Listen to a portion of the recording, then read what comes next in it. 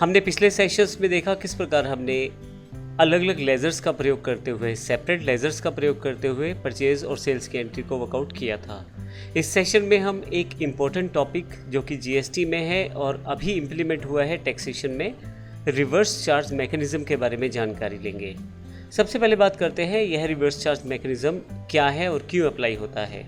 जब भी एक रजिस्टर्ड डीलर किसी अनरजिस्टर्ड डीलर से कोई गुड्स या सर्विसेज परचेज करेगा तो ऐसे केस में हो सकता है कि अनरजिस्टर्ड डीलर उसे बिल ना दे पाए, और यदि अगर बिल दे तो वह बिल जो हो वो जीएसटी के टैक्स के साथ ना हो।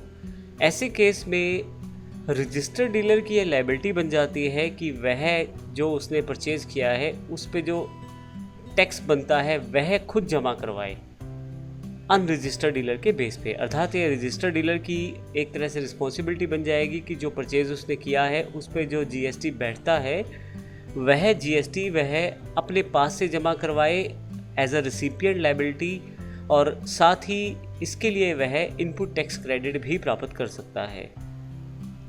तो इसी प्रोसेस को रिवर्स चार्ज मैकेनिज्म कहा जाता है। जब आप कोई ऐसे डीलर से परचेज करते हैं जो आपको बिल नहीं दे पा रहा, कोई छोटा दुकानदार है या कोई ऐसा डीलर है जो आपको बिल नहीं दे पाएगा और साथ में या उसके पास जीएसटी नंबर नहीं है अभी, तो ऐसे केस में आपने अगर कुछ परचेज़ किया है तो यह आपकी रिस्पॉन्सिबिलिटी बन जाती है उस परचेज़ पे दिए जाने वाले जीएसटी टैक्स को आप जमा करवाएं उस अनरजिस्टर्ड डीलर के बिहाफ पे। ऐसे केस में हम इसे रिवर्स चार्ज मैकेनिज्म कहते हैं। इसमें रजिस्टर्ड डीलर को पूरा इनपुट क्रेडिट मिलता है जो उसने टैक्स पे किया है परचेज़ पे, क्योंकि उसने खुद अपनी जेब से ही उसने गवर्नमेंट को जमा करवा दिया है, तो जो जमा करवाया गया टैक्स है उसका वो इनपुट टैक्स क्रेडिट ले सकता है। इसको हम पूरा पॉइंट बाय पॉइंट क्लियर करेंगे पूरे के पूरे रिवर्स चार्ज मैकेनिज्म को। तो ये देखते हैं एग्जैक्टली रिवर्स चार्ज मैकेनिज्म है क्या जीएसटी के अंदर। बिल्कुल एक नया रूल है, इम्प्लीमेंट किया गया है जीएसटी में इसे। जब भी हम किसी अनरजिस्टर्ड डीलर से परचेज़ करेंगे और उसके पास जीएसटी नंबर नहीं है तो ऐसे केस में हमारी ही लायबिलिटी हो जाएगी जो हमने परचेज़ किया है उस पे जीएसटी टैक्स को देना। तो इस पे जो हमने टैक्स पे किया है उस टैक्स की हम इनपुट टैक्स क्रेडिट ले सकते हैं। अब इसी को हम रिवर्स चार्ज मैकेनिज्म कहते हैं। अब हम ये भी कह सकते हैं कि वो व्यक्ति या वो संस्था जो गुड्स या सर्विसेज को प्राप्त कर रही है उसी को ही रिवर्स चार्ज के अंतर्गत टैक्स पे करना है। इसमें जो व्यक्ति प्रोवाइड कर रहा है अर्थात सप्लायर है और वह अनरजिस्टर्ड है, तो इस केस में सप्लायर की रिस्पॉन्सिबिलिटी नहीं है टैक्स जमा करवाने की, रिसिपिएंट की रिस्पॉन्सिबिलिटी बन जाती है। इसीलिए इसे रिवर्स चार्ज मैकेनिज्म हम कहते हैं। यहाँ पे रिवर्स चार्ज के कुछ केसेस दिए गए हैं। सबसे पहला केस यही है कि जब हम किसी अनरजिस्टर्ड डीलर से कुछ परचेज करें, तो इस केस में ये ध्यान रखिएगा एक अनरजिस्टर्ड डीलर है, दूसरा रजिस्टर्ड डीलर है। तो अनरजिस्टर्ड डीलर से जब परचेज किया जाए किसी जीएसटी रजिस्टर्ड डीलर के द्वारा तो रिवर्स चार्ज मैकेनिज्म अलाउ होगा, तो वहाँ पे रिवर्स चार्ज मैकेनिज्म इम्प्लीमेंट होगा। इसी तरह से ई कॉमर्स ऑपरेटर की भी यही रिस्पॉन्सिबिलिटी रहती है। वह ई कॉमर्स ऑपरेटर का जो प्रोसेस है वो भी रिवर्स चार्ज मैकेनिज्म के अंडर आता है।